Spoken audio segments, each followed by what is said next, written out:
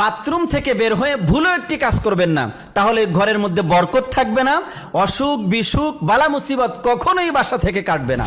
আমরা এই ভুলটা প্রায় প্রত্যেকটা পরিবারেই করি, কারণ আমরা এখন আধুনিক হওয়ার কারণে আমাদের প্রত্যেকের বেডরুমের সাথে ড্রয়িং রুমের সাথে এক একটা করে টয়লেট বা বাথরুম রয়েছে। এই ভুলটি, টয়লেট আর বাথরুম ঘরের মধ্যে রাখাতে কোনো দোষ নেই, কিন্তু টয়লেট আর বাথরুম ব্যবহার করার ক্ষেত্রে একটি মাত্র ভুলের কারণে আমাদের সংসার থেকে বরকত উঠে গিয়েছে।